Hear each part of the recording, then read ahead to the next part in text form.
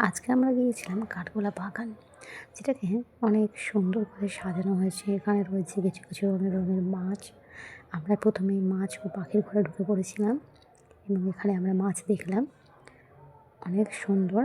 তারপরে আরও এখানে দেওয়ালের মধ্যে অ্যাকোরিয়াম তৈরি করা হয়েছে। এখানেও রয়েছে বিভিন্ন ধরনের মাছ, দেখতেই পাচ্ছেন কতটা অসাধারণ সুন্দর কিছু কিছু মাছ, এবং সেগুলো আমরা দেখলাম এবং তাদের সঙ্গে অনেক এনজয় করলাম এবং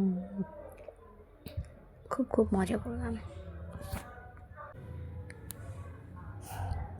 তারপরে আরও অনেক মানে অনেক সুন্দর, অনেক যেটা বলে বোঝানো যাবে না। এরপরে আমরা অন্য একটা জায়গায় চলে এলাম, মানে ওই মাছ ও পাখির ঘরের মধ্যেই আছি, কিন্তু এখানে একটা অন্য একটা এবারে চলে এলাম চিনো রিপস রঙের পাখি, ওই যে দেখতেই পাচ্ছেন। তারপরে এখানে রয়েছে কতগুলো হাঁস, রাজহাঁস। এখানে একটা ছোট্ট করে ঝর্ণার মতো রয়েছে। এখানে রয়েছে কিছু পাখি, এরপরে রয়েছে অনেকগুলো পায়রা, তার পাশে রয়েছে খরগোশ। তারপরে এখানে রয়েছে একটা ফোয়ারার মতো, আর অসাধারণ কাঠগোলা বাগানটা সত্যি অসাধারণ, অনেক অনেক অনেক সুন্দর মাশাআল্লাহ।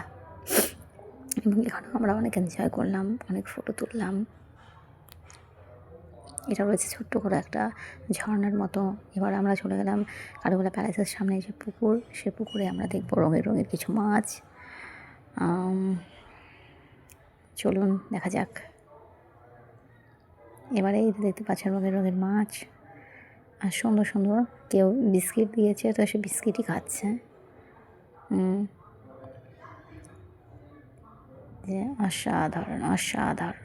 এবার আমরা চলে গেলাম কাঠগোলা প্যালেসের ভেতরে, মানে ওর এরিয়াতে রয়েছি। এখানে একটা কার রাখা রয়েছে এবং একটা ঘোড়ার গাড়ি, যেটা শিল্পীদের দ্বারা তৈরি করানো হয়েছে।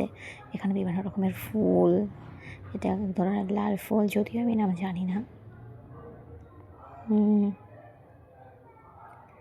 অনেক সুন্দর, অনেক। এটাও এক ধরনের ফুল। এরপরে একটু বসার জন্য, বিশ্রামের জন্য চলে গেলাম বিশ্রামগার। যে আমার বড় মশা দাঁড়িয়ে দাঁড়িয়ে দেখছে।